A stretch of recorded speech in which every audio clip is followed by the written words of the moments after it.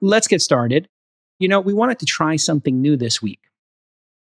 Every week, I get a little upset. Things perturb me, Sax. And when it does, I just yell and scream, Disgraziad! And so I bought the domain name Disgraziad.com for no reason other than my own amusement. But you know what? I'm not alone in my absolute disgust at what's going on in the world. So this week, we're going to bring out a new feature here on the All In Podcast, Disgraziad Corner. Disgraziad. He was the best guy around. What about the people he murdered? What murder? You can act like a man. What's the matter with you? He's just killed in manners. You insulted him a little bit. I'm smart and I want the sketch. What's the matter with you? Your hair was in the toilet water. Disgusting. I had to suffocate you, you little... It's a f***ing disgrace. Disgraziad. Disgraziad. This is fantastic. This is our new feature. Chamath, you look like you're ready to go. Why don't you tell everybody who gets your Disgraziad this week? Wait, we all had to come with a Disgraziad? You really you missed the memo. All right, fine. Enough. I got one. Okay, all right, just calm down. My Disgraziad Corner goes to Jason Calacanis. Oh, here we go. Come on, man, you can't. And Pete Buttigieg, where they, in the first 30 seconds of the interview, compared virtue signaling points about how each one worked at various moments at Amnesty International. Absolutely. Literally affecting zero change, making no progress in the world, but collecting a badge that they use to hold over other people. Disgraziad. We wrote a lot of letters. Disgraziad. Which is good. That means it's like a good one because it's behind the scenes. Disgraziad. Jason Calacanis and Pete Buttigieg. Disgraziad. Great. I'm glad that I get the first one. And you can imagine what's coming next week for you. I saw the Sydney Sweeney dress today trending on social. Disgraziad. It's too much. What?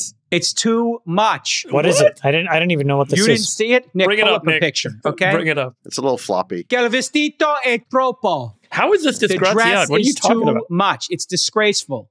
A little bit of, look at this. Oh my God.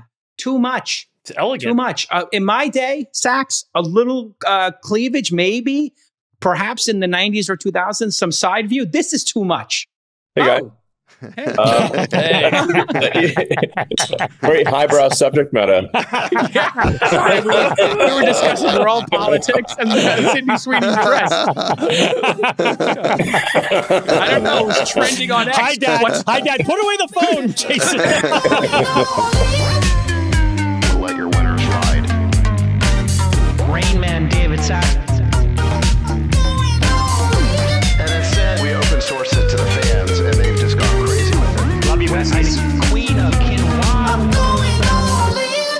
What's going on with the algorithm? I'm getting Sydney Sweeney's dress all day. And last week, Sax... Well, maybe you should stop favoriting it. I favored it 15 times. And then poor Sax got invited to SlutCon for 2 weeks straight on the algorithm. No, I say the algorithm has become... If you demonstrate... Sax will explain. I can't even tell if that's a joke or a real thing. It's a real thing in San Francisco. It's all too real. Oh, it's actually real? Like, wait, yeah. SlutCon is for real? What I've noticed, yeah, if you demonstrate interest in anything on X now, if you click on it, God forbid you like something, man, the algorithm is on it. It will give you more of that. It will give you a lot more. Yes. So we did have an issue. And we still have somewhat of an issue where there was an important bug that was figured out that was solved over the weekend, which caused in-network posts to be not shown. So you basically, if you followed someone, you wouldn't see their posts. Got it. It's obviously a big bug, the major bug. Then the algorithm was not probably taking into account if you just dwelt on something. But if you interacted with it, it would go hog wild. So if you, as David said, if you were to favorite, reply, or engage with it in some way, it is going to get you a torrent of that same thing. Oh, Sachs. So maybe you... Sachs, what was your interaction? Did you bookmark Slughorn? I think you bookmarked it. Here's what I thought was good about it, though, is all of a sudden... I would see... If you happen to switch Sydney Sweeney's boobs, yeah, then you're going to get a lot more of it. Yeah, okay. But what I thought was good about it was that you would see who else had a take on the same subject matter, and that actually has been a useful part of it. Yeah. And so you get more of a like a 360 view on whatever it is that you've shown interest in. Yeah. It's like it was giving you, if you take you'd have like, it was just going too far, obviously. It was overcorrecting. It had too much gain on, it just turned up the gain way too high on any interaction you would then get a torrent of that. It's like, oh, you had a taste of it? We're going to give you 3 helpings. Okay. Yeah. We're going to force you with it. We're going to give you the food funnel. And that's all being done. I assume it's all being done with Grok now. So it's not like the old hard-coded algorithm, or is it using Grok? Well, what's happening is that we're gradually deleting the legacy Twitter heuristics. Now, the problem is that it's like, as you delete these heuristics, it turns out the one heuristic, the one bug was covering for the other bug. And so when you delete one side of the bug, it's like that meme with the internet where there's like this very complicated machine and there's like a tiny little wooden stick that's keeping it going, which was, I guess, AWS East or whatever, had something like that. When somebody pulled out the little stick, that was, what's this? Oops. I think it'd be good if it half of Earth, It would be great if it showed like one person you follow, and then like it blended the old style, which was just reverse chronological of your friends, the original version, with this new version, so you get like a little bit of both. Well, you still have everyone still has the following tab. Yeah. Now, something we're going to be adding is the ability to have a curated following tab, because the problem is, like, if you follow some people and they're maybe a little more prolific than you're, Scoble. Well, Robert Scoble. You follow someone and some people are much more, say a lot more than others. That makes the following tab hard to use. So we're going to add an option where you can have the following tab be curated. So Grok will say, what are the most interesting things posted by your friends? And we'll show you that in the following tab. It will also give you the option of literally seeing everything. But I think having that option will make the following tab much more useful. So it'll be a curated list of people you follow, ideally the most interesting stuff that they've said, which is kind of what you'd want to look at. And then we've mostly fixed the bug, which would give you way too much of something if you interacted with a particular subject matter. And then the really big change, which is where Grok literally reads everything that's posted to the platform. Which actually, there's about 100 million posts per day. So it's 100 million pieces of content per day. And I think that's actually maybe just in English. I think it goes beyond that if it's outside of English.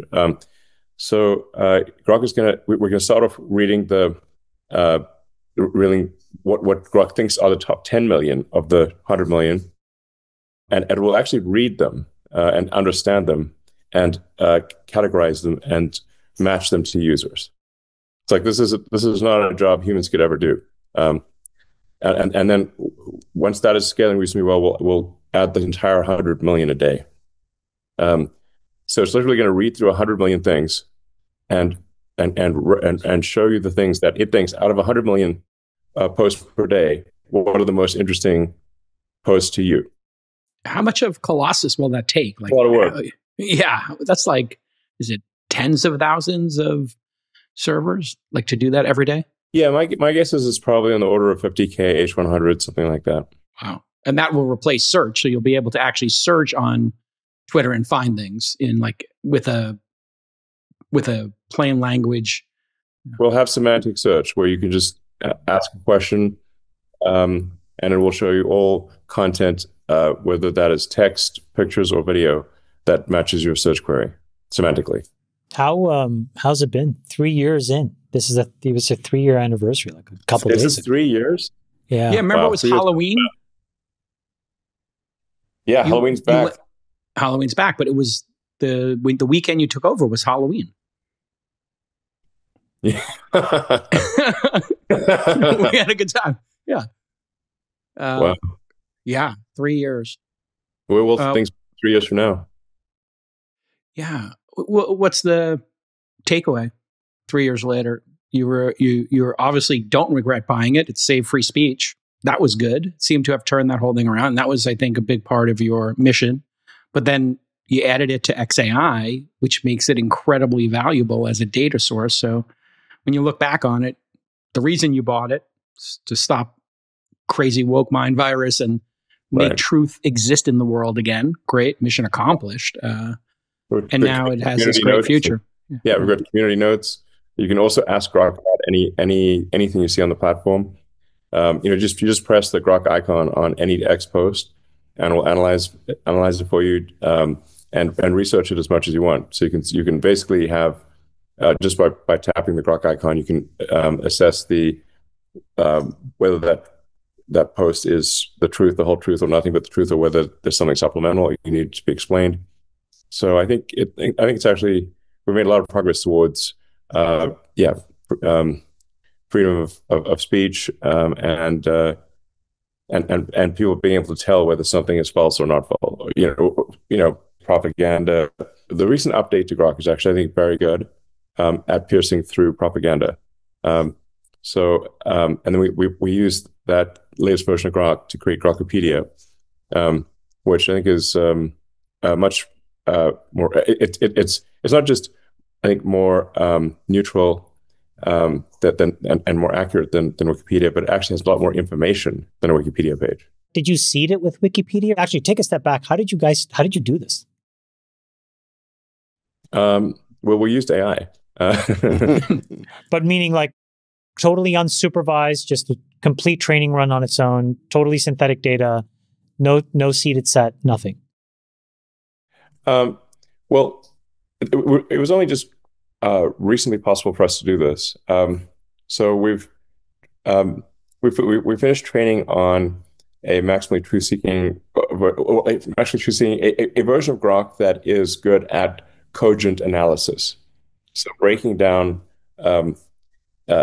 any given argument into its axiomatic elements, assessing whether those axioms are not, the basic test for cogency. The axioms are likely to be true. They're not contradictory. That the conclusion the conclusion most likely follows from those axioms. So we're just trained Grok on a lot of critical thinking.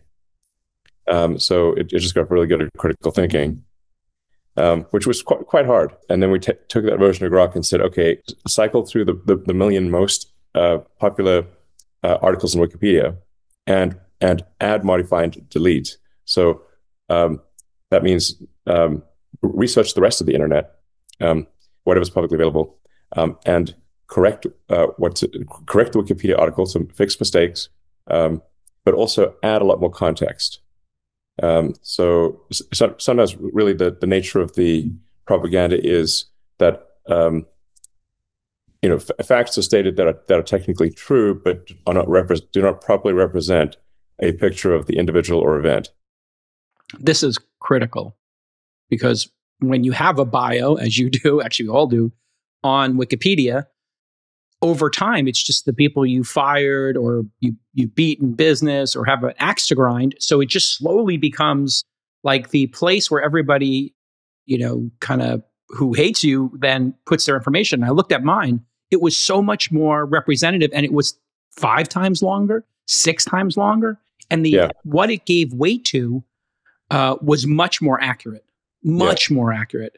And this opportunity was sitting here, I think, for a long time. And it's just great that you got to it because they don't update my page, but, I don't know, twice a month with, and then who is the secret cabal? There's 50 people who are anonymous, who decide what gets put on it. It was a much better, much more updated page in version 1. Yes, this is version 0.1 as we show at the top. So I do think actually by the time we get to version 1.0, it'll be 10 times better. But even at this early stage, as you just mentioned, it's not just that it's correcting errors, but it is creating a more accurate, realistic, and fleshed out description of people and events. Elon, you think that and subject matters, like you can look at articles on physics in Grokipedia, they're much better than Wikipedia by far. This is what I was going to ask you, is like, do you think that you can take this corpus of pages now and get Google to deboost Wikipedia or boost Grokipedia in traditional search? Because a lot of people still find this and they believe that it's authoritative because it comes up number 1, right? So how do we do that? How do you flip Google? So it really can. If people share a lot of, if Grokipedia is used elsewhere, like if people cite it on their websites or post about it on social media, or when they do a search, when Grokipedia shows up, they click on Grokipedia, it will naturally, rise in Google's, rankings. I did text Sundar because, even sort of a day after launch, if you typed in Grokipedia, Google would just say, "Did you mean Wikipedia?" Wikipedia, yeah. And it wouldn't even bring Grokipedia up at all. Yeah, that's true. So now, how's the usage been? Have you seen good growth since it launched? It's very early? It went super viral. So we're seeing it cited all over the place. It's, and I think we'll see it used more and more. People, as people refer to it, and people will judge for themselves. When you read a Grokipedia article about a subject or a person that you know a lot about, and you see, wow, this is way better than Wikipedia. It's more comprehensive. It's way more accurate. It's neutral instead of biased. Then you're going to forward those links around, and say that this is actually the better source. Like Grokipedia will succeed, I think, very well because it is fundamentally a superior product to Wikipedia. It is a better source of information, and we haven't even added images and video yet. So that's going to be awesome. We're going to add a lot of video. Using Grokimagion to create videos, so if you're trying to explain something, Grokimagion can take the text from Grokipedia and then generate a video, an explanatory video. So if you're trying to understand anything from how to tie a bow tie to how do certain chemical reactions work, or really anything, dietary things, medical things, we can you can just go on and see the video of how it works. That Elon, is created by when you have this version that's maximally truth-seeking as a model, do you think that there needs to be a better eval or a benchmark that people can point to that shows how off of the truth things are? So that if you're going to start a training run with Common Crawl, or if you're going to use Reddit, or if you're going to use, is it important to be able to say, hey, hold on a second, this eval just you guys suck on this eval. Like this is crappy data. Yeah, I guess I'm not. I think there are a lot of evals out there. I've complete confidence that Grokipedia is going to succeed because Wikipedia is actually not a very good product. Yeah, it's the information is sparse, wrong, and out of date. And if it doesn't have, there are very few images. There's basically no video. So if you have something which is,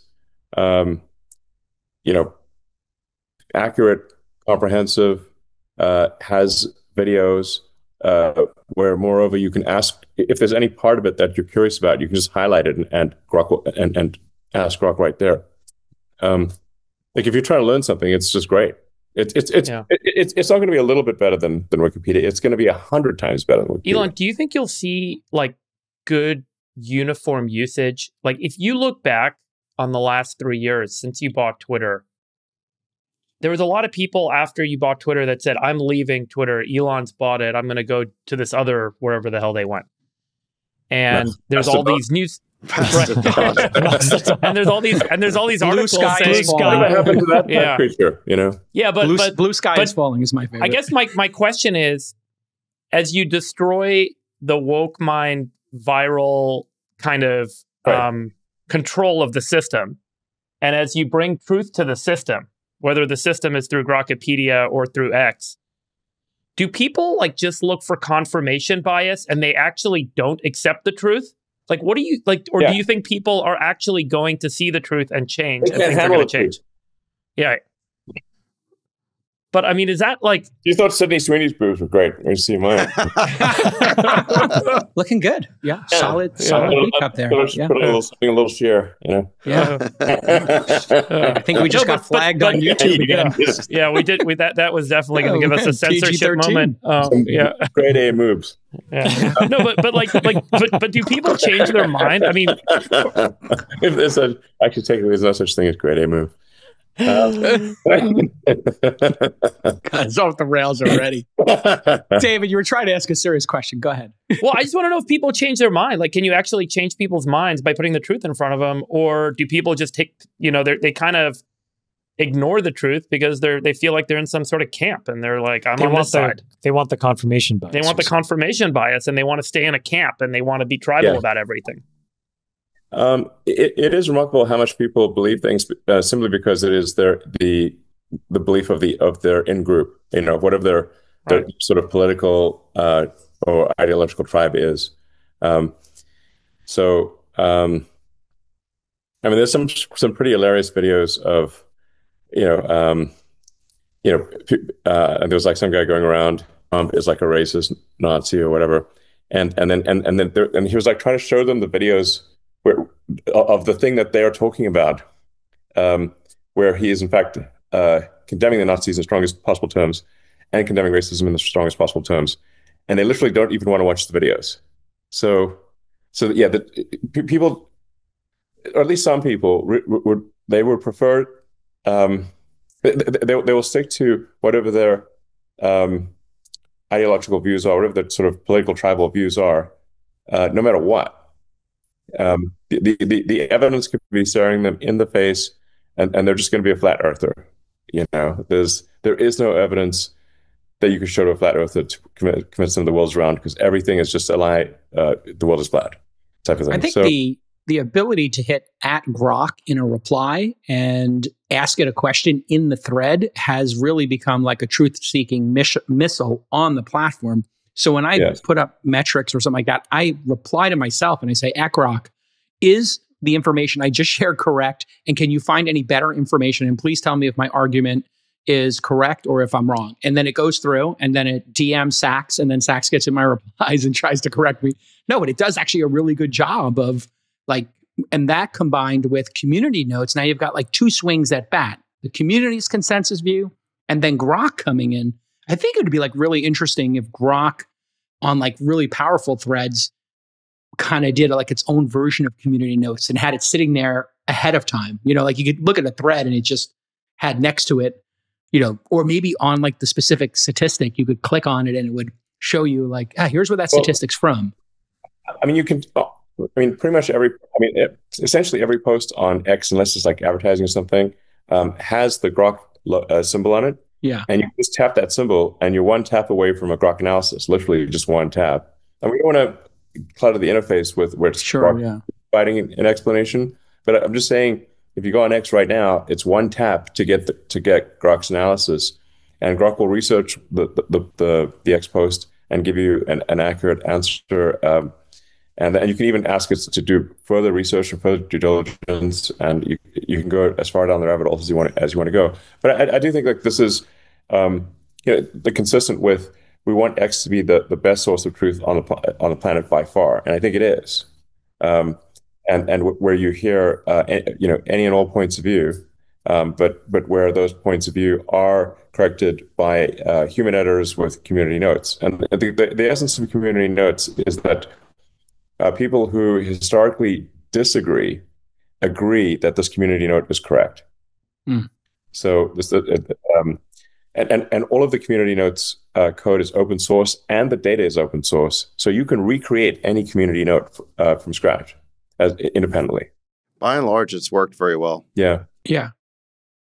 I think we originally had the idea to have you back on the pod because it was the 3-year anniversary of the Twitter acquisition. So okay. I just wanted to kind of reminisce a little bit.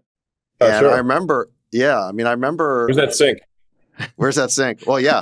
So Elon was staying at my house. We had talked the week before, and he told me the deal was going to close. And so I was like, hey, do you need a place to stay? And he took me up on it. And the day before he went to the Twitter office, there was a request made to my staff. Do you happen to have an extra sink? And they did not, but they were able to. Who has an extra sink, really? But they were able to locate one at a nearby hardware store, and I think they paid extra to get it out of the window or something.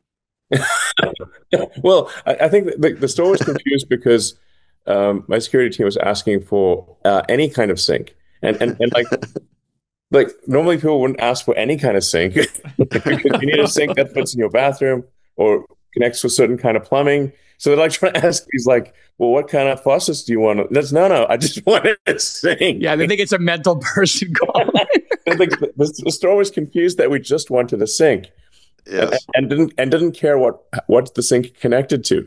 that was a really. They were like almost not letting us buy the sink because they thought maybe we'd buy the wrong sink. You know,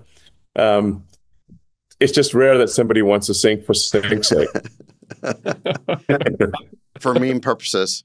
One of my favorite memories was Elon said, hey, swing by, check it out. And I said, okay, I'll come by. And I drive up there and I'm looking where to park the car. And I realize there's just parking spaces around the entire building. And I'm like, okay, this can't be like legal parking, but I park and it's legal parking. Yeah, and I mean, you're in downtown SF, so you might get your window broken. But... Yeah, I might not be there when I get back. But we get in there and the place is empty. And then it was seriously empty, except for the cafeteria. There was an entire, the Twitter headquarters was 2 buildings. One of the buildings was completely and utterly empty. And the other building had like 5% occupancy. And in the 5% occupancy, we go to the cafeteria, we all go get something to eat. And we realized there's more people working in the cafeteria than at Twitter. There were more people making the food than eating the food. Correct. In this giant cafeteria, this giant, really nice cafeteria. This is where we discovered that the actual price of the lunch was $400. Yes. The original price was $20, but it had it was at 5% occupancy, so it was 20 times higher, and they still kept making the same amount pretty much. So and charging the same amount. So effectively, lunch was $400. That was a great meeting. Yes, and then there was that where we had the initial meetings, sort of trying to figure out what the heck's going on meetings because there's the 2 buildings, 2 Twitter buildings, and the one with literally no one in it. That's where we had the initial meetings, and then we tried drawing on the whiteboard, and the markers had gone dry. So nobody had used the whiteboard markers in like 2 years. So sad. None of the markers worked. So we're like, this is totally bizarre. But it was totally clean because the cleaning crew had come in and done their job and cleaned an already clean place for 2-3 years straight. It was spotless. and I mean, honestly, this is more crazy than any sort of Mike Judge movie or Silicon Valley or anything like that. And then I remember going into the men's bathroom and there's a table with hygiene, menstrual hygiene products. Yeah. Refreshed every week. Tampons, like a fresh box of tampons. And we're like, but there's literally no one in this building. But it hadn't turned off the send fresh tampons to the men's bathroom in the empty building had not been turned off. No. So every week they would put a fresh box of tampons in an empty building for years. this happened for years. And it must have been very confusing to the people that were being asked to do this, because they're like, okay, I'll throw them away. Well, I remember when you I guess they're paying us, so we'll just put tampon. So you just have to consider the string of possibilities necessary in order for anyone to possibly use that tampon in the men's bathroom at the unoccupied second building of Twitter headquarters, because you'd have to be a burglar who is a trans man burglar, who's unwilling to use the women's bathroom that also has tampons. Statistically improbable. There's no one in the building. So you've broken into the building. And at that moment, you have a period. Yes, and you're on your period. I mean, you're more likely to be struck by a meteor than need that tampon, okay? Well, I remember it was, I think it was shortly after that, you discovered an entire room at the office that was filled with Stay Woke t-shirts. Yeah. Do you remember this? An entire pile of merch. Yeah. Yes. Hashtag Stay Woke. Stay Woke. And also a big sort of buttons, like those magnetic buttons that you put on your shirt that said, I am an engineer. I'm like, look, if you're an engineer, you don't need a button, like a big. Who's the button for? Who are you telling that to? You could just ship code. we would know. We could check your GitHub. But yeah, there were like scarves, hoodies, all kinds of merch that said hashtag Stay Woke. Yeah, a couple of music When you rooms. found that, I was like, my God, man, the barbarians are fully within the gates now. I mean, the barbarians have smashed through the gates and are looting the merch. Yes. You are rummaging through their holy relics and defiling them. I mean, but when you think about it, David, the amount of waste that we saw there during those first 30 days, just to be serious about it for a second, this was a publicly traded company. Right. So if you think about the financial duty of those individuals, there was a list of SaaS software we went through, and none of it was being used. Some of it had never been installed, and they had been paying for it for 2 years. They've been paying for a SaaS product for 2 years. And the one that blew my mind the most that we canceled was they were paying a certain amount of money per desk to have desk suiting software in an office where nobody came to work. So they were paying to route nobody. There was millions of dollars a year being paid for analysis of pedestrian like software that used cameras to analyze the pedestrian traffic to figure out where you can alleviate pedestrian traffic jams in an empty building. Right. That's like 11 out of 10 on a Dilbert scale. Yeah, it was pretty. Shout out Scott Adams. You've gone off scale on your Dilbert level at that point. Let's talk about the free speech aspect for a second, because I think that is the most important legacy of the Twitter acquisition. And I think people have short memories and they forget how bad things were 3 years ago. First of all, you had figures as diverse as President Trump, Jordan Peterson, Jay Bhattacharya, Andrew Tate. They were all banned from Twitter. And I remember when you opened up the Twitter jails and reinstated their accounts, kind of, freed all the bad boys of free speech. Stormed the Bastille. Yes. So you basically gave all the bad boys of free speech their accounts back. But second, beyond just the bannings, there was the shadow bannings. And Twitter had claimed for years that they were not shadow banning. This was a paranoid conservative conspiracy theorist. Yeah. There was a very aggressive shadow banning by what was called the Trust and Safety Group, which, of course, naturally would be the one that is doing the nefarious shadow banning. And I just think you shouldn't have a group called Trust and Safety. I mean, this is an Orwellian name if there ever was one. I'm from the Trust Department. Yes. Oh, really? We want to talk to you about your tweets. Okay. Well, Can we see your DMs? Say that you're from the Trust Department. That's the Ministry of Truth right there. Yeah. And Twitter executives had they had maintained for years that they were not engaged in this practice, including under oath. And on the heels of you opening that up and exposing that, because, by the way, it wasn't just the fact they were doing it. They created an elaborate set of tools to do this. They had checkboxes. Elaborate set of tools to deboost accounts. Yes. Yes. And, subsequently, we found out that other social networking properties have done this as well, but you were really the first to expose it. This is still being done at the other social media companies, including Google, by the way. And I don't pick on Google because they're all doing it, but for search results, if you simply push a result pretty far down the page, or the second page of results, like the joke used to be, or still is, I think, like, where do you hide what's the best place to hide a dead body? The second page of Google search results, because nobody ever goes to the second page of Google search results. So you could hide a dead body there and nobody would find it. And you still have, then it's not like you haven't made them go away.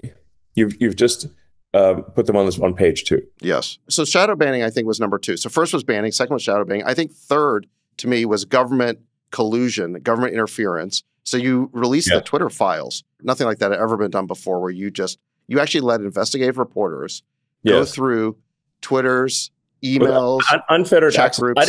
I was not looking over their shoulder at all. They just had direct access to everything. And they found that there was extensive collusion between the FBI and the Twitter Trust and Safety Group, where it turns out the FBI had 80 agents submitting takedown requests, and they were very involved in the banning, the shadow banning, the censorship, which I don't think we ever had definitive evidence of that before. That was pretty extraordinary.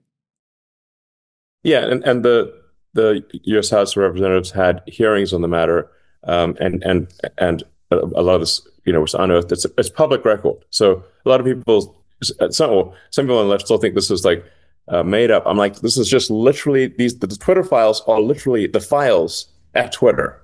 I mean, we're literally just talking about these are the emails that were sent internally that confirm this. This is what's on the Slack channels, and this is what is shown on the Twitter database as where people have made either suspensions or shadow bans. Has the government come and asked you to take stuff down since, or they just have to? The policy is, hey, listen, you got to file a warrant, you got to come correct, as opposed to just putting pressure on executives. Our policy at this point is to follow the law. So if now the laws are obviously different in different countries. So sometimes I get criticized for, like, why don't I push free speech in XYZ country that doesn't have free speech laws? I'm like, because that's not the law there. And if we don't obey the law, we'll simply be blocked in that country. So the policy is really just adhere to the laws in any given country. It is not up to us to agree or disagree with those laws. And if the people of that country want laws to be different, then they should, ask their leaders to change the laws. Yeah. But as soon as you start going beyond the law, now you're putting your thumb on the scale. I think that's the right policy, is just adhere to the laws within any given country.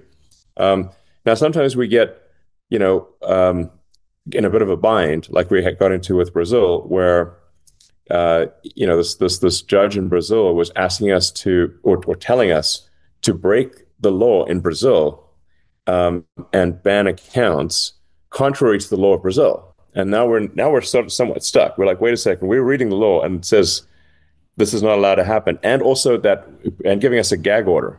So, like, we're not allowed to say it's happening, and we have to break the law, and the judge is telling us to break the law. The law is breaking the law. That's where things get very difficult. And we were actually banned in Brazil for a while because of that. I just want to make one final point on the free speech issue, and then we can move on. It's just, I think people forget that the censorship wasn't just about COVID. There was a growing number of categories of thought and opinion that were being outlawed. The, quote, content moderation, which is another Orwellian euphemism for censorship, was being applied to categories like gender and even climate change. The definition of hate speech was constantly growing. Yes. And more people were being banned or shadow banned, and there was more and more things that you couldn't say. This trend of censorship was growing, it was galloping, and it would have continued if it wasn't, I think, for the fact that you decided to buy Twitter and opened it up. And it was only on the heels of that the other social networks were willing to, I think, be a little bit chastened in their policies and start to push back more. Yeah, that's right. Once Twitter broke ranks, the others had to. It became very obvious what the others were doing, and so they had to mitigate their censorship substantially because of what Twitter did. And I mean, perhaps to give them some credit, they also felt that they had the air cover to be more inclined towards free speech. They still do a lot of sort of shadow banning and whatnot at the other social media companies, but it's much less than it used to be. Yeah. Elon, what have you seen in terms of like governments creating new laws? So we've seen a lot of this crackdown in the UK on what's being called hateful speech on social media, and folks getting arrested and actually going to prison over it. And it seems like when there's more freedom, the side that is threatened by that comes out and creates their own counter, right? There's a reaction to that, and there seems to be reaction. Are you seeing more of these laws around the world in response to your opening up free speech through Twitter and those changes and what they're enabling, that the governments and the parties that control those governments aren't aligned, and they're stepping in and saying, let's create new ways of maintaining our control through law? There's been an overall global movement to suppress free speech under the name of under the guise of suppressing hate speech.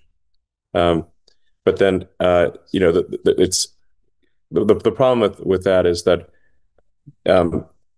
your freedom of speech only matters if people are allowed to say things that you don't like, or even things that you hate. Because if you're allowed to suppress speech that you don't like, then you don't have freedom of speech, and it's only a matter of time before things switch around, and then the shoe's on the other foot, and they will suppress you. So suppress not, lest ye be suppressed.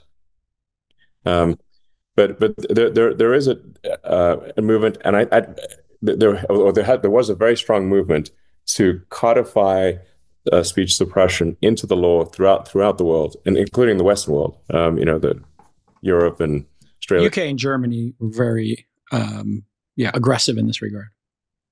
Yes, and my understanding is that in the UK, there's something like 2,000 or 3,000 people in prison for social media posts. And in fact, that there's so many people that were in prison for social media posts, and many of these things are like you can't believe that someone would actually be put in prison for this. They have in a lot of cases released people who have committed violent crimes in order to imprison people who have simply made posts on social media, which is deeply wrong. Mm-hmm. And underscores why the founders of this country made the First Amendment. The First Amendment was freedom of speech. Why did they do that? It's because in the places that they came from, there wasn't freedom of speech, and you could be imprisoned or killed for saying things. Can I ask you a question just to maybe move to a different topic? If you came and did this next week, we will be past the Tesla board vote. We talked about it last week, and we talked about how crazy ISS and Glass Lewis is. And right. We use this one insane example where like Ira Ehrenpreis didn't get the recommendation from ISS and Glass Lewis because he didn't meet the gender requirements, but then Kathleen didn't. It doesn't make any sense. Can you, the board vote is on the 6th. So who's an African American woman. Yeah. Yeah, they recommended against her, but then also recommended against our Enterprise on the grounds he was insufficiently diverse. So I'm like, these things don't make any sense. Yeah. So I do think we've got a fundamental issue with corporate governance in publicly traded companies, where you've got about half of the stock market is controlled by passive index funds, and most of them outsource their decision to advisory firms, and particularly Glass Lewis and ISS. I call them corporate ISIS. So all they do is basically they're just terrorists. So they own no stock in any of these companies. Right. So I think that there's a fundamental breakdown of fiduciary responsibility here, where really, any company that's managing, even though they're passively managing, index funds or whatever, that they do at the end of the day have a fiduciary duty to vote, along the lines of what would maximize the shareholder returns, because people are counting on them. Like people, have say, have all their savings and say a 401k or something like that, and they're counting on the index funds to vote, do company votes in the direction that would ensure that their retirement savings do as well as possible. But the problem is, if that is then outsourced to ISS and Glass Lewis, which have been infiltrated by far left activists, because where far left, where basically political activists go. They go where the power is, and so effectively, Glass Lewis and ISS controlled the vote of half the stock market. Now, if you're a political activist, you know what a great place would be to go work? ISS and Glass Lewis, and they do. So my concern for the future, because this the Tesla thing is it's called sort of compensation, but really it's not about compensation. It's not like I'm going to go out and buy a yacht with it or something. It's just that if I'm going to build up Optimus and have all these robots out there, I need to make sure we do not have a Terminator scenario, and that I can maximize the safety of the robots, but I feel like I need to have something like a 25% vote, which is enough of a vote to have a strong influence, but not so much of a vote that I can't be fired if I go insane. So it's kind of, but my concern would be, creating this army of robots and then being fired for political reasons, because of ISS and Glass Lewis, declined to ISIS and Glass Lewis fire me effectively, or the activists at those firms fire me, even though I've done everything right. Yeah, that's my concern. Yeah, and then you've got and then I cannot ensure the safety of the robots.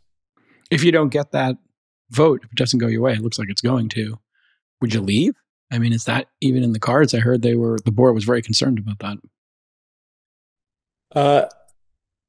Let's just say I'm not going to build a robot army if I can be easily kicked out by activist investors. Yeah. No way. Yeah, makes sense. I mean, yeah. And who is capable of running the 4 or 5 major product lines at Tesla? I mean, this is the madness of it. It's a very complex business. People don't understand what's under the hood there. It's not just a car company. You got batteries, you got trucks, you got the self-driving group. I mean, this is a very complex business that's you've built over decades now. It's not a very simple thing to run. I don't think there's a Elon equivalent out there who can just jump into the cockpit. By the way, if we take a full turn around Corporate Governance Corner, also this week, what was interesting about the OpenAI restructuring was I read the letter, and your lawsuit was excluded from the allowances of the California Attorney General, basically saying this thing can go through, which means that your lawsuit is still out there, right? And I think it's going to go to a jury trial. Yes. So that corporate governance thing is still very much in question. Do you have any thoughts on that? Yes, I believe that will go to a jury trial in February or March, and then we'll see what the results are there. But there's a mountain of evidence that shows that OpenAI was created as an open source nonprofit. It's literally that's the exact description in the incorporation documents. And in fact, the incorporation documents explicitly say that no officer or founding member will benefit financially from OpenAI, and they've completely violated that. And moreover, you can just use the Wayback Machine and look at the website of OpenAI. Again, open source nonprofit, the whole way until it looked like, wow, there's a lot of money to be gained here, and then suddenly it starts changing. And they try to change the definition of OpenAI to mean open to everyone instead of open source, even though it always meant open source. I came up with the name. Yeah. That's how I know. So if they open sourced it, or they gave you, I mean, you don't need the money, but if they gave you the percentage ownership in it that you would be rightfully, which 50 million for a startup would be half at least. But they must have made an overture towards you and said, "Hey, can we just give you 10% of this thing and give us your blessing?" Like, you obviously have a different goal here, yeah. Yeah. I mean, essentially, since I came up with the idea for the company, named it, provided the A, B, and C rounds of funding, recruited the critical personnel, and taught them everything I know. If that had been a commercial corporation, I'd probably own half the company. So, but I could have chosen to do that. If it was totally at my discretion, I could have done that. But I created it as a nonprofit for the world, an open source nonprofit for the world. Do you think the right thing to do is to take those models and just open source them today? If you could affect that change, is that the right thing to do? Yeah, I think that is what it was created to do. So it should. I mean, the best open source models right now, actually, ironically, because Fate seems to be an irony maximizer, the best open source models are generally from China. Yeah, like that's bizarre. And then I think the second best one is, or maybe it's better than second best, but like the Grok 2.5 open source model is actually very good, and I think we'd probably be. And we'll continue to open source our models, but whereas like try using any of the recent so-called the OpenAI open source models, they're out, they don't work. They open sourced a broken, non-working version of their models as a fig leaf. I mean, do you know anyone who's running OpenAI's open source models? Exactly. Yeah, nobody. We've had a big debate about jobs here. Obviously, there's going to be job displacement. You and I have talked about it for decades. What's your take on the pace of it? Because obviously, you're building self-driving software, you're building Optimus. Yeah. We're seeing Amazon take some steps here where they're like, yeah, we're probably not going to hire these positions in the future. And, maybe they're getting rid of people now because they were bloated, but maybe some of it's AI. It's all debatable. What do you think the timeline is? And what do you think as a society we're going to need to do to mitigate it if it goes too fast? Well, I call AI the supersonic tsunami. So it's not the most comforting description in the world. But it's fast and big. If there was a tsunami, a giant wall of water moving faster than the speed of sound, that's AI. When does it land? Yeah, exactly. So now this is happening whether I wanted to or not. I actually try to slow down AI, by the way. And then the reason, the reason I wanted to create OpenAI was to serve as a counterweight to Google, because at the time Google was sort of essentially had unilateral power in AI. They had all the AI essentially, Larry Page was not. He was not taking AI's safety seriously. I mean, Jason, I'm sure, were you there when he called me a speciesist? Yes, I was there. Yeah. Okay, so you were more concerned about the human race than you were about the machines, and you had a clear bias for humanity. Yes, I was like, Larry, well, what? We need to make sure that the AI doesn't destroy all the humans. And then he called me a speciesist, like racist or something, for being pro human intelligence instead of machine intelligence. I'm like, well, Larry, what side are you on? I mean, that's kind of a concern. And then at the time, Google had essentially a monopoly on AI.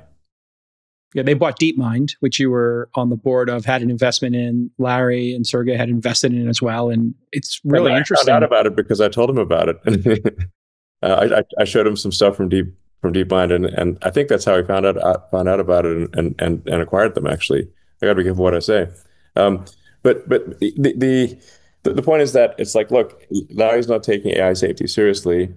And Google had essentially all the AI and all the computers and all the money. And I'm like, this is a unipolar world where the guy in charge is not taking things seriously. So, and called me a speciesist for being pro-human. What do you do in those circumstances? build a competitor. Yes. So OpenAI was created essentially as the opposite, which is an open source nonprofit, the opposite of Google. Now, unfortunately, it needs to change its name to Closed for Maximum Profit AI. Yeah.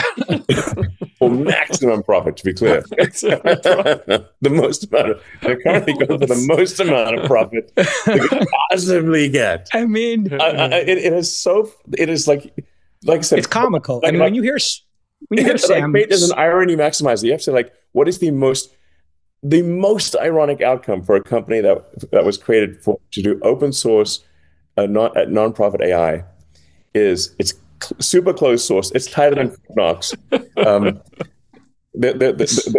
OpenAI source code is locked up tighter than Fort Knox, and they are going for maximum profit, like a maximum. Like, get the bourbon, the steak knife. They're ready to. Yeah, I mean, they're going for the buffet. And they're just diving headfirst into the profit buffet. I mean, it's just, or at least aspiration, the revenue buffet, at least. Profit, we'll see. I mean, it's they're like ravenous wolves for revenue. Ravenous revenue buffet. No, it's literally like super villain. It's like Bond villain level flip. Like it went from being the United Nations to being Spectre in like James Bond land. Yeah. When you hear him say, when Sam says it's going to like raise 1.4 trillion to build out data centers. But I think he means it. Yeah. I mean, I would say audacious, but I wouldn't want to, insult the word. Actually, I have a question about this. How is that possible? In the earnings call, you said something that was insane.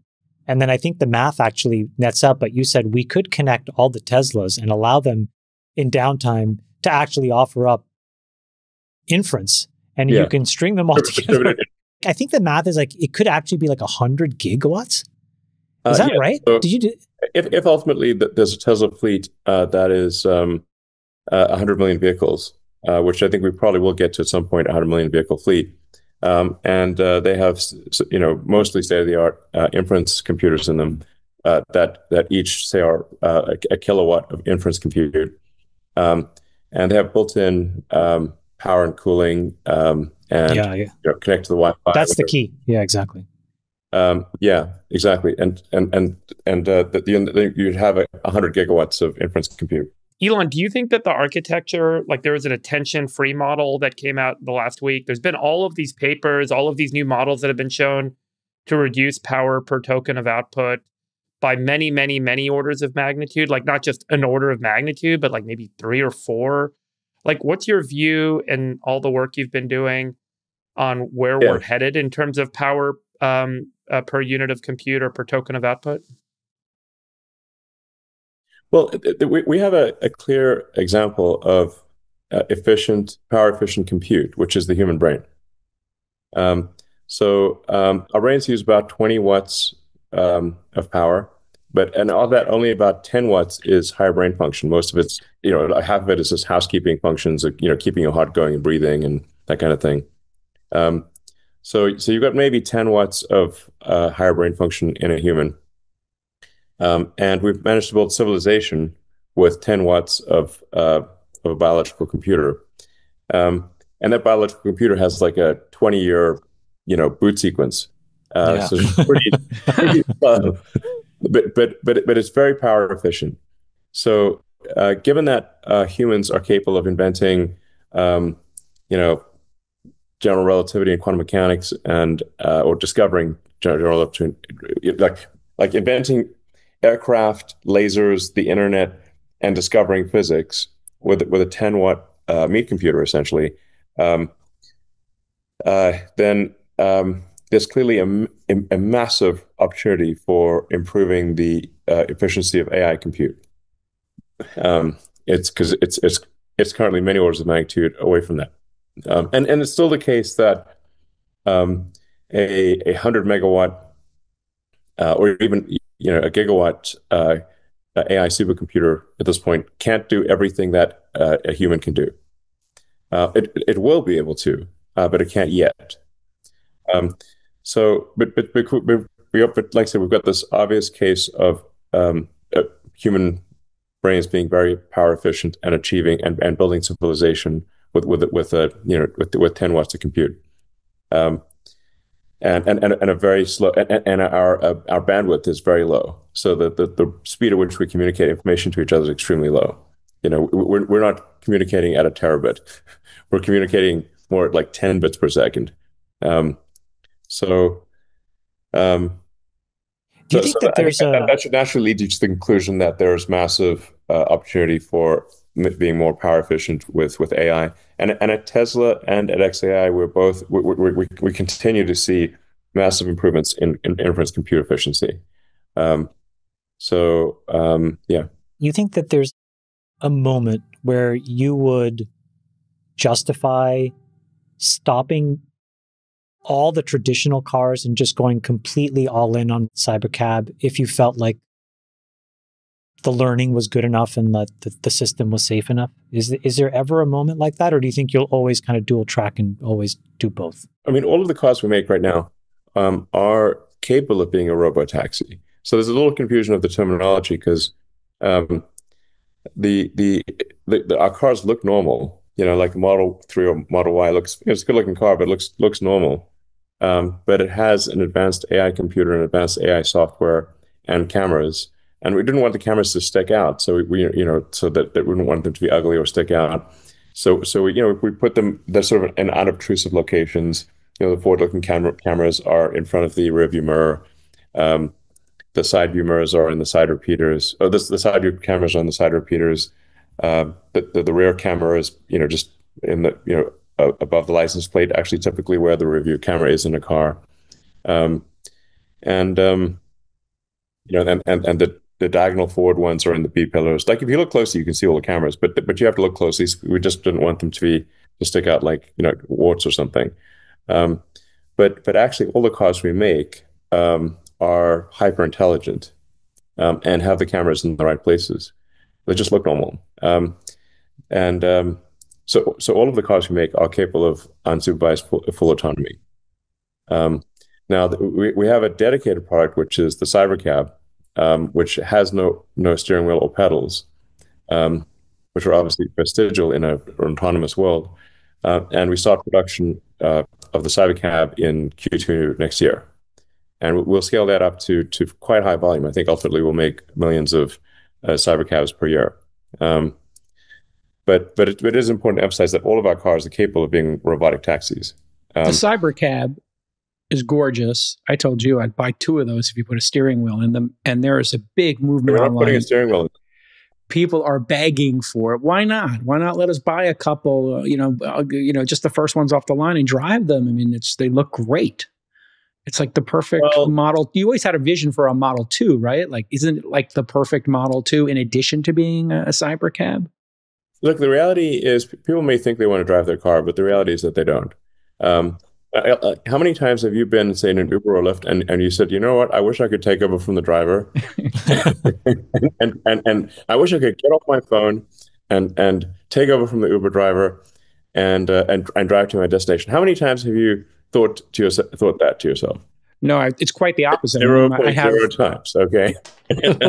I have the Model Y, and I just got 14. I have Juniper, and I got the 14.1, and I put it on Mad Max mode the last couple of days. That is Mad Max mode a unique experience. I was like, wait a second, this thing is driving in a very unique fashion. Yeah. It assumes you want to get to your destination in a hurry. Yeah. I used to give cab drivers an extra $20 to do that. Medical appointment or something. I don't know. Yeah.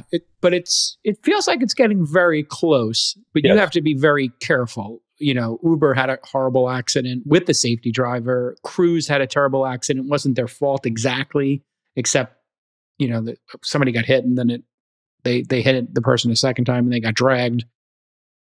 Yeah. There's pretty high stakes. So you're being extremely cautious. The car is actually extremely capable right now. Yeah. But we are being extremely cautious and we're being paranoid about it because, to your point, even one accident would be headline news. Well, probably worldwide headline news. Especially if it's a Tesla. Like Waymo, I think gets a bit of a pass. I think there's half the country or a number of people probably would, go extra hard on you. Yes. Yeah, exactly. Yeah. Not everyone in the press is my friend.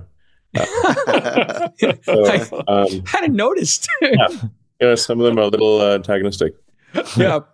So you can just, but people are pressuring you to go fast. And I think everybody's got to just take their time with this thing. It's obviously going to happen, but I just get very nervous that the pressure to put these things on the road faster than they're ready is just a little crazy. So I applaud you for putting the safety monitor in, doing the safety driver. No shame in the safety driver game. It's so much the right decision, obviously, but people are criticizing you for it. I think it's dumb. It's the right thing to do. Yes, and we do expect it to not have any sort of safety occupant or there's not really a driver that just sits monitor. Safety monitor just sits. They just sit in the car and don't do anything. Safety dude. Yeah. But we do expect that the cars will be driving around without any safety monitor before the end of the year. So sometime in December.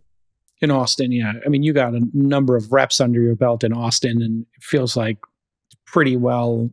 You guys have done a great job figuring out where the trouble spots are. Maybe you could talk a little bit about what you learned in the first, I don't know, it's been like 3 or 4 months of this so far. What did you learn in the first 3 or 4 months of the Austin experiment? Actually, it's gone pretty smoothly. A lot of things that we're learning are just how to manage a fleet. Like because you've got to write all the fleet management software, right? So yeah. And you've got to write the ride-hailing software. You've got to write basically the software that Uber has. You've got to write that software. It's just summoning a robot car instead of a car with a driver. So a lot of the things we're doing, we're scaling up the number of cars to say like what happens if you have 1,000 cars. Like so, we think probably we'll have 1,000 cars or more in the Bay Area by the end of this year. Probably 500 or more in the greater Austin area. And if you have to make sure the cars don't all, for example, go to the same supercharger at the same time, right? Or don't all go to the same intersection. It's like, what do these cars do? And then like sometimes there's high demand and sometimes there's low demand. What do you do during those times? Do you have the car circle the block? Do you have it try to find a parking space? And then sometimes like say it's a disabled parking space or something, but the writing's faded or the thing's faded. The car's like, oh look, a parking space, we'll jump right in there. And it's like, get a ticket. You got to look carefully, make sure it's like it's not an illegal parking space. Or it sees a space to park and it's like ridiculously tight, but it's like, oh, I can get in there. With like 3 inches on either side. Bad computer. Yeah, technically true. But nobody else will be able to get in the car if you do that. So there's just like all these oddball corner cases, and regulators are all very they have different levels of persnicketiness and regulations depending on the city, depending on the airport. I mean, it's just very different everywhere. That's going to just be a lot of blocking and tackling, and it just takes time. Elon, can I ask you another? Like in order to take people to San Jose Airport, like San Jose, you actually have to connect to San Jose Airport servers. And because you have to pay a fee every time you turn someone off, so the car actually has to do a remote call. The robot car has to do a remote procedure call to San Jose Airport servers to say I'm dropping someone off at the airport and charge me whatever $5, which is like there are all these like quirky things like that. The airports are somewhat of a racket. So that's like, we had to solve that thing, but it's kind of funny that the robot car is like calling the server, the airport server to charge its credit card or whatever. Drop someone off. It's like a send a fax. Yeah, we're going to be dropping off at this time. But it will soon become extremely normal to see cars going around with no one in them. Yeah. Extremely normal. On just before we lose you, I want to like ask if you saw the Bill Gates memo that he put out. A lot of people are talking about this memo. Like, you know, I guess like Billy G is not my love. Oh man! But, like, did climate change become woke? Did it become like woke? And is it over being woke? Like, you know, like what happened? And what happened with Billy G? I mean, you know, Great Tesla. Great question. Great question. Yeah. You know, you think that someone like Bill Gates, who clearly started a technology company that's one of the biggest companies in the world, Microsoft, you'd think he'd be really quite, strong in the sciences. But actually, my at least direct conversations with him have he is not strong in the sciences. This is really surprising. You know, like he came to visit me at the Tesla Gigafactory in Austin, and was telling me that it's impossible to have a long range semi truck. And I was like, well, but we literally have them, and you can drive them, and Pepsi is literally using them right now, and you can drive them yourself or send someone. Obviously, Bill Gates not going to drive himself, but you can send a trusted person to drive the truck and verify that it can do the things that we say it's doing. And he's like, no, it doesn't work. And I'm like, okay, I'm not kind of stuck there. Then I was like, well, so it must be that you disagree with the watt hours per kilogram of the battery pack, so that you must think that perhaps we can't achieve the energy density of the battery pack, or that the watt hours per mile of the truck is too high, and that when you combine those two numbers, the range is low. And so which one of those numbers do you think we have wrong? And what numbers do you think are correct? And he didn't know any of the numbers. And I'm like, well, then doesn't it seem that it's perhaps premature to conclude that a long-range semi cannot work if you do not know the energy density of the battery pack or the energy efficiency of the truck chassis? But yeah, he's now taken a 180 on climate. He's saying maybe this shouldn't be the top priority. Climate is gay. It's just, yeah. Why would he say climate is gay? That's wrong. It's totally retarded. Why would Bill Gates say that climate is gay and retarded? Come on. Maybe he's got some data centers he's got to put up. Does he have to stand up a data center for Sam Altman or something? I don't know. What is Azure? I don't know. He changed his position. I can't figure out why.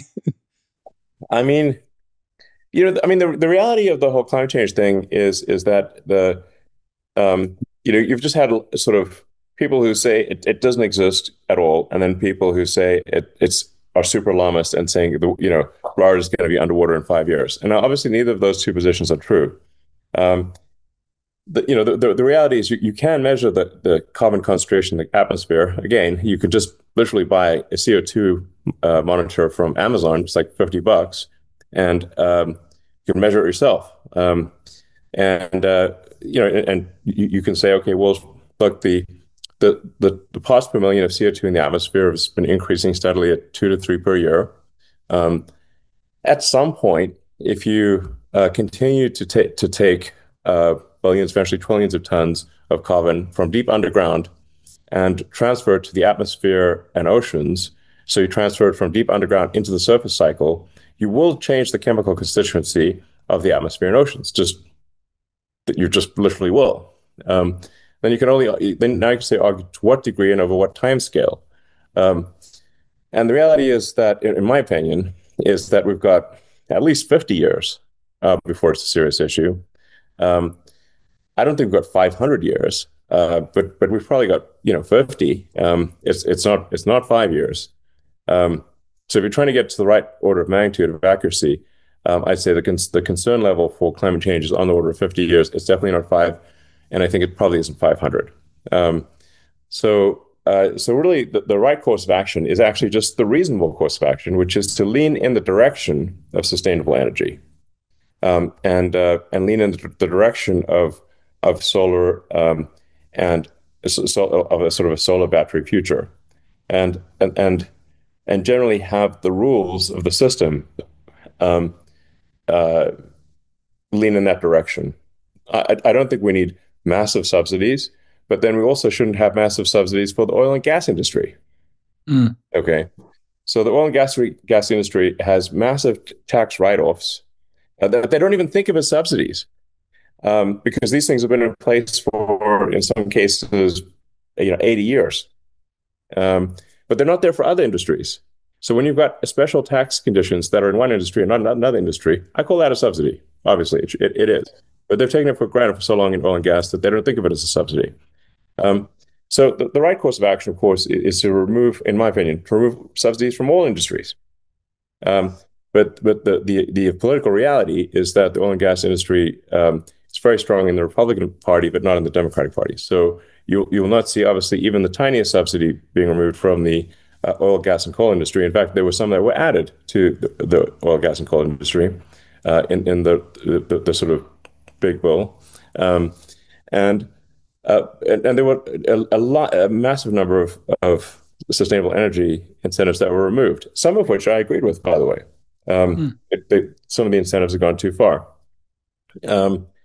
But anyway, the actual, I think, the correct scientific conclusion, in my opinion, and I think we can back this up with solid reasoning. Ask Grok, for example, is that we should lean in the direction of moving towards a sustainable energy future. We will eventually run out of oil, gas, and coal to burn anyway, because there's a finite amount of that stuff. And we will eventually have to go to something that lasts a long time that is sustainable. But to your point about the irony of things, it seems to be the case that making energy with solar is cheaper than making energy with some of these carbon-based sources today. And so the irony is it's already working. I mean, the market is moving in that direction. And this notion that we need to kind of force everyone into a model of behavior, it's just naturally going to change because we've got better systems. You and others have engineered better systems that make these alternatives cheaper, and therefore they're winning. Like they're actually winning in the market, which is great. But they can't win if there are subsidies to support the old systems, obviously. Yeah, I mean, by the way, there are actually massive disincentives for solar because China is a massive producer of solar panels. China does an incredible job of solar panel manufacturing, really incredible. They have roughly 1.5 terawatts of solar production right now. And they're only using a terawatt per year. But by the way, that's a gigantic number. The average U.S. power consumption is only half a terawatt. So just think about that for a second. China's solar panel production max capacity is 1.5 terawatts per year. U.S. steady state power usage is half a terawatt. Now, you do have to reduce. You say to produce 1.5 terawatts a year of solar, you need to add that with batteries, take into account the differences between night and day, the fact that the solar panel is not always pointed directly at the sun, that kind of thing. So you can divide by 5-ish to say that, but that still means that China has the ability to produce solar panels that have a steady state output that is roughly 2/3 that of the entire US economy from all sources, which means that just with solar alone, China can, in 18 months, produce enough solar panels to power the United States, all the electricity of the United States. What do you think about near field solar, aka nuclear?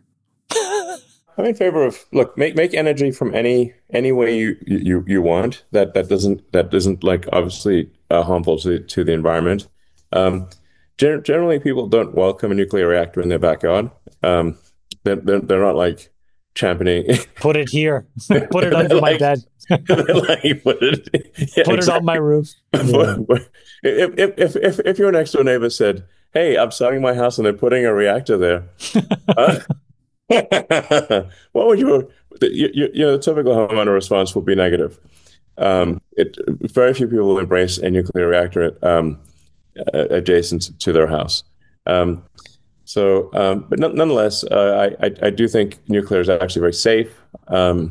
There's a lot of scaremongering and propaganda around fission. If you assume you're talking about fission, but fission is actually very safe. They obviously have this on, the Navy, U.S. Navy has this on submarines and aircraft carriers, and with people really walking right. I mean, a submarine's a pretty crowded place, and they have a nuclear-powered submarine. So I think fission's fine as an option.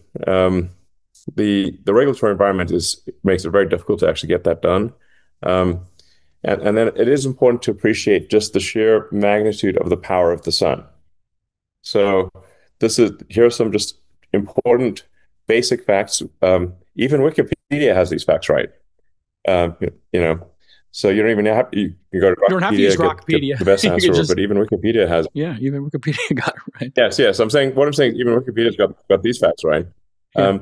The sun is about 99.8% of the mass of the solar system. Then Jupiter is about 0.1%, and then everything else is in the remaining 0.1%, and we are much less than 0.1%. If you burnt all of the mass of the solar system, okay, then the total energy produced by the sun would still round up to 100%. Mm-hmm.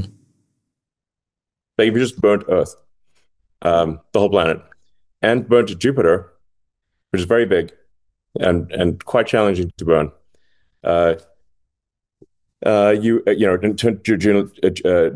Jupiter into a thermonuclear reactor, it wouldn't matter. The sun, compared to the sun is 99.8% of the mass of the solar system, and everything else is in the miscellaneous category. So, basically, no matter what you do, total energy produced in our solar system rounds up to 100% from the sun. You could even throw another Jupiter in there. So we're going to snag a Jupiter from somewhere else and somehow teleport. You could teleport 2 more Jupiters into our solar system, burn them, and the sun would still round up to 100%. So as long as you're at 99.6%, you're still rounding up to 100%. Maybe that gives some perspective of why solar is really the thing that matters.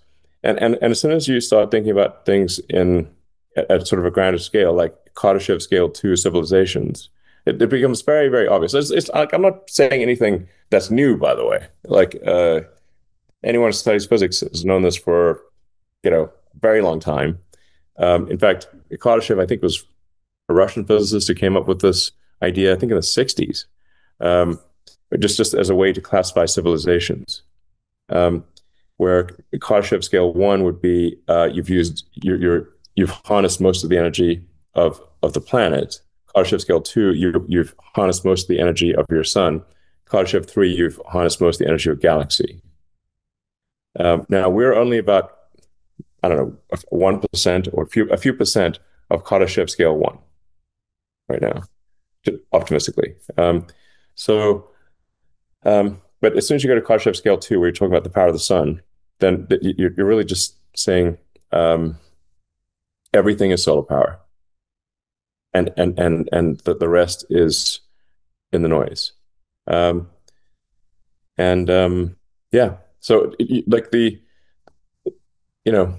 the sun produces about 1 billion times, or call it well over 1 billion times more energy than everything on Earth combined.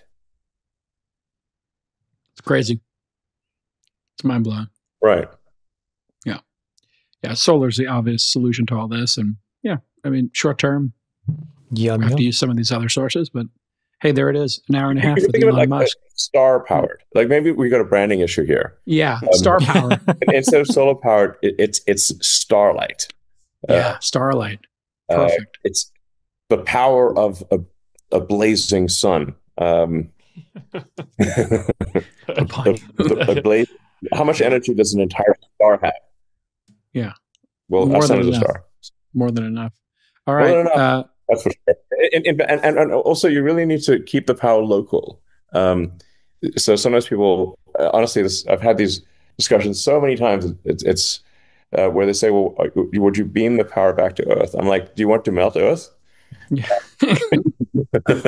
Because you would melt Earth if you did that. Yeah. We'd be vaporized in an instant. So you really need to keep the power local. Basically distributed power, and I guess most of it we use for intelligence. So it's like the future is like a whole bunch of solar powered AI satellites.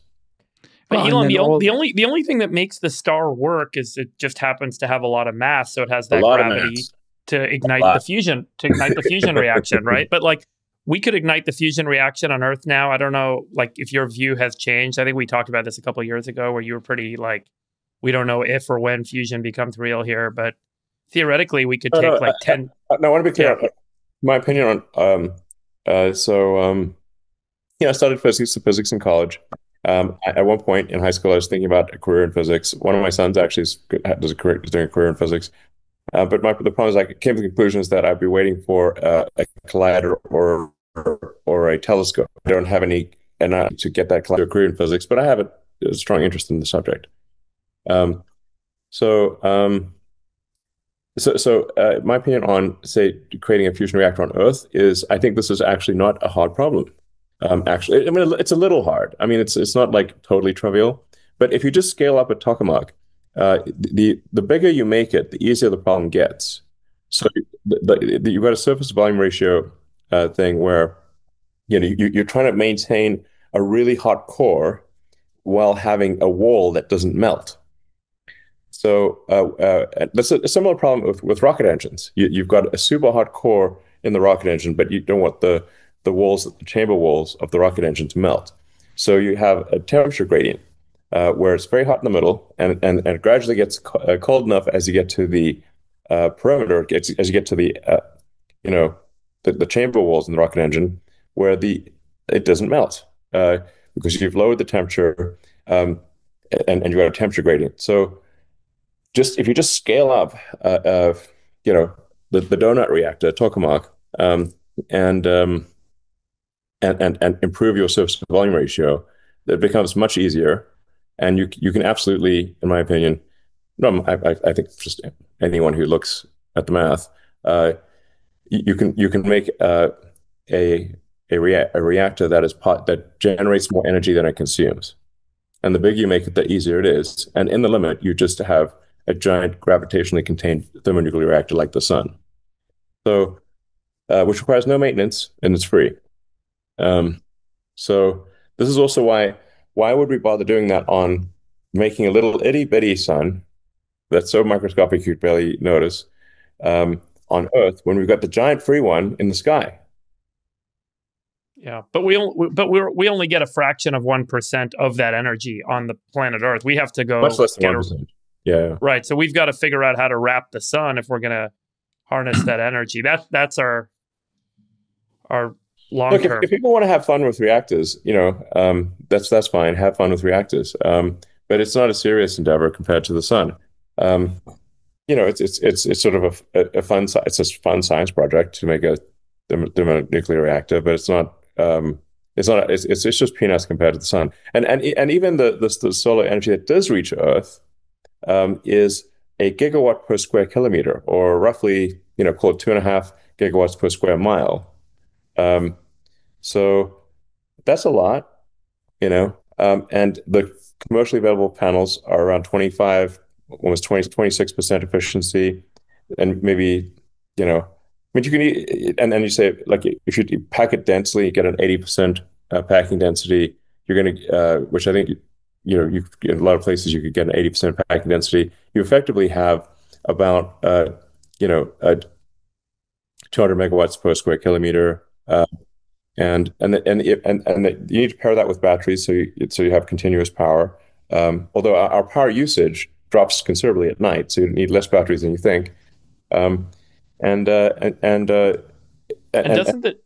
the question then become a rough way to maybe an easy number to remember is a gigawatt hour per square kilometer per day is a roughly correct number.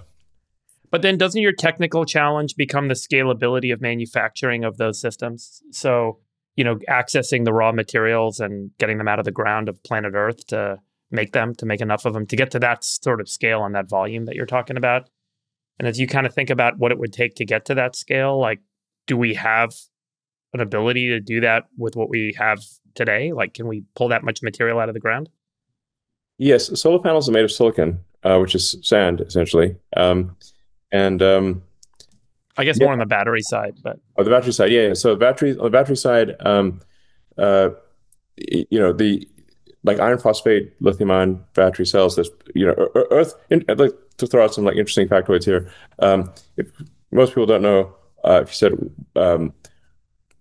as measured by mass, what is the biggest element? What is Earth made of, as measured by mass? Actually, it's iron. Iron. Iron. Yeah, we're I think 32% iron, 30% oxygen, and then everything else is in the remaining percentage. So we're basically a rusty ball bearing. That's Earth, and with a lot of silicon at the surface in the form of sand. And the iron phosphate, so iron phosphate lithium-ion cells, iron, extremely common, most common element on Earth, even in the crust. And then phosphorus is also very common. And then the anode is carbon, but also very common. And then lithium is also very common. So there's actually, you can do the math. In fact, we did the math and published the math, but nobody looked at it. It's on the Tesla website. That shows that you can completely power Earth with solar panels and batteries, and there's no shortage of anything. All right. So on that note, go get to work, Elon, and just power the Earth while you're getting implants into people's brains and satellites and other good fun stuff. Good to see you, buddy. Yeah, good to see you guys. Yeah. Stop by anytime. Thanks for doing this. You got the Zoom link. Stop by anytime. Thank you for coming today, and thank you for liberating free speech 3 years ago. You're welcome. Yeah, that was a very important milestone. And I see all you guys are in just different places. I guess this is a very virtual situation. Always been that. I'm at the ranch. Sax is on the Are you ever in the same room? Nope. We try not to be. Only when we do. Only when we do that summit. But otherwise, we avoid each other. We're in the same room. Otherwise, your summit is pretty fun. We had a great time recounting SNL sketches that didn't make it. Oh God, there's just so many good ones. I mean, we didn't even get to the Jeopardy ones. Yeah. Those were so offensive. Well, I think we skipped a few that would have dramatically increased our probability of being killed. We can take this one out. Boys, I love you. I love you. All right. I love you all. Guys. I'm going to poker. Later. Take care. Later. Have a good one, everybody. Bye-bye. Love you.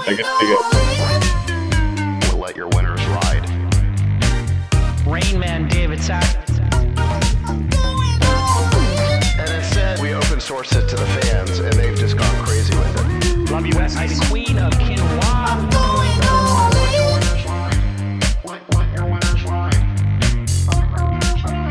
Besties are gone.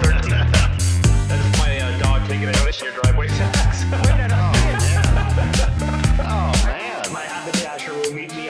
We should all just get a room and just have one big huge orgy because they're all just useless. It's like this sexual tension that they just need to release somehow. Wet your beak. Wet your beak. Your beak. We need to get merch. Besties are back.